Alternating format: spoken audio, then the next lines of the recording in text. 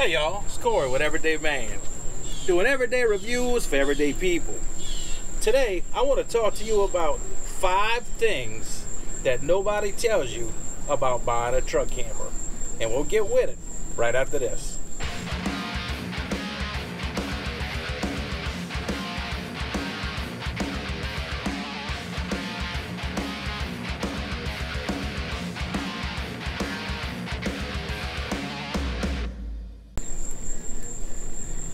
Miss Everyday Man and myself just bought this truck camper. We went to Ohio to get it from South Louisiana, so we camped in it a few days on our way home.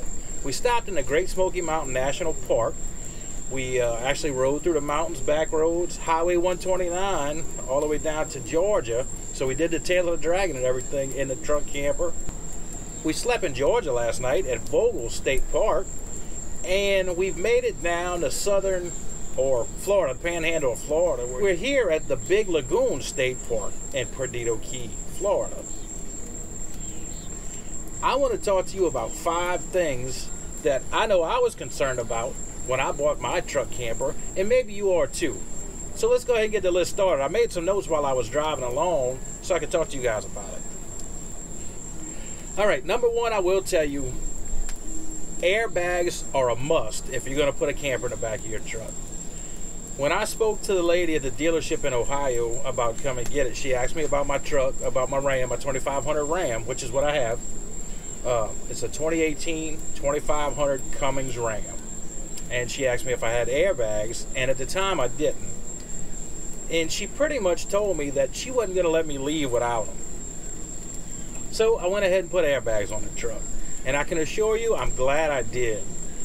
When I left the dealership, I probably had 20 to 25 pounds of air in the airbags. And as I left, I was on a little winding country road. The truck started swaying heavily. It made me nervous. I honestly, at that point, didn't think I was going to be able to drive the 800, 900 miles home. So I stopped at the closest gas station I could. I pulled out my compressor, and I put about 65 pounds of air in the airbags. And after that, it drove much, much better. Now, I'm not going to say it doesn't sway at all, because it does. It's a top-heavy situation going on top of your truck. So it does still sway. But that's the number 1 thing that I can tell you is you're going to need airbags on your truck. Number 2 thing that I didn't realize when we did this, the gentleman at the dealership helped me set up the truck. He helped me put on the fast guns. I bought a set of fast guns. The camper will settle and move as you drive. I was not expecting that. That's something you need to remember. In my mind, for some reason, when I put this thing in my truck and strapped it down, it became part of my truck.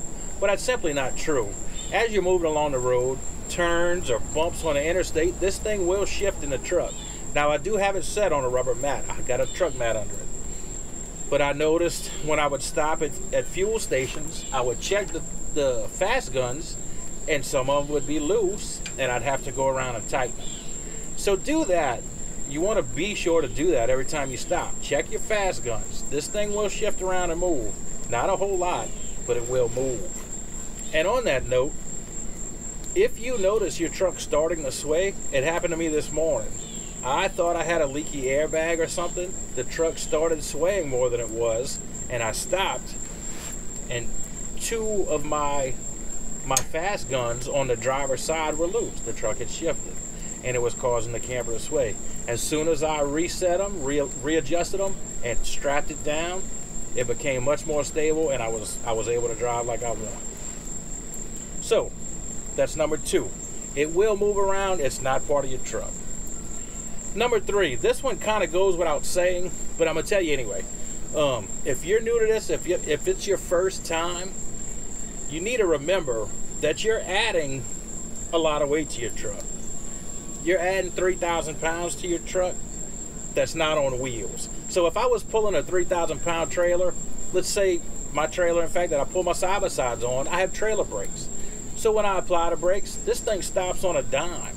When you have a truck camper, you've got the equivalent weight of a trailer, but you've only got your 4 tires. You need to allow plenty of room for stopping.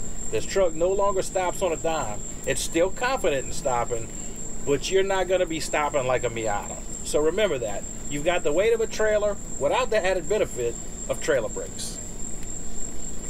Now, one of the questions I had was about fuel economy. This Ram on the highway, if I'm doing 75, 80 miles an hour, it will average between 16 and 19 miles per gallon. If I slow down, I can get it up over 20. I really thought, in my naivety, I was naive enough to believe that because I wasn't pulling a trailer, that I was going to continue to get great fuel economy. No, you're going to suffer the same fuel economy as if you're pulling a trailer. On my trip back home from Ohio, I've averaged about 12.5 miles a gallon. Now that's better than I was getting when I was pulling two side-by-sides going to Utah last month. I only got about 8 or 9. So it did a little better than that, but it's not, you're gonna see a difference in fuel economy.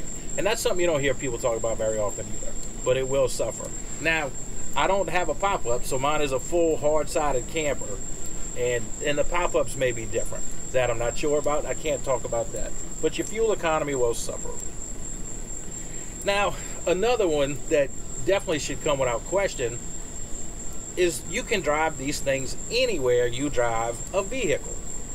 Now, I know that's why you're looking at getting a truck camper, so you can get into places where you can't get with an RV.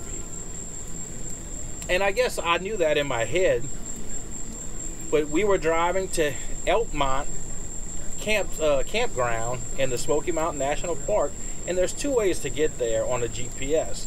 And the quickest way from where we were brings you on a road that RVs aren't allowed. And the reason they're not allowed is because there's a 1-lane narrow bridge that is directly behind a 90-degree turn, and you're just simply not going to be able to do that with a trailer or a larger rig. And there were several signs, and Miss Everyday was getting very nervous. It says, no RVs, we need to turn around. I said, baby, I think we'll be fine. We're in a pickup truck. And sure enough, we were able to go on through, and it's no big deal. But that's one that you need to remember. When we did the Tail of the Dragon, there's several signs that warn you about longer vehicles and 18-wheelers or whatnot. And again, Mr. Everyday Man was a little freaked out. Should we be here with this camper? We've got to remember it's just a pickup truck. It's a tall pickup truck, but a pickup truck nonetheless. So you can definitely drive wherever a vehicle is allowed on the road, assuming you have the clearance up high. My camper is about 12 feet high, so as long as I've got 12 foot of clearance, I'm good. As far as width and length, it's no bigger than a dually pickup truck. So that's the 5 things that I was concerned about when I bought my truck camper that I really didn't hear people talking about. But I do have a bonus one for you. If you don't like interacting with people, if you're an introvert, try and stop at gas stations far away from everybody. When you've got a truck camper on your truck and you're in a southern state, you don't see them. People don't see them. There's a lot of times, in a lot of cases, people have never seen them. You will have people honk at you. You'll have people wave at you. You'll have people give you the thumbs up. You'll stop for fuel, and everybody wants to know what this is and how it operates and how the truck drives. I had a guy ask me, he says, boy, I bet that thing's fun to get in your truck, huh? Well, I've only done it once so far, and it was a blast. But people will communicate with you, and they'll talk to you, and it's really great. I personally am an extrovert. I enjoy talking to people, so it's been really good fun. But like I said, guys, I hope you enjoyed the video. If you did, please give me a thumbs up and consider subscribing. I will have a lot more videos, I'm sure, on this camper and on our travels. So I hope you guys enjoy it. And if there's anything you'd like to ask me, please feel free to ask in the comments. I answer every single comment every time, guys. So until next time, I'll see y'all on Everyday Man.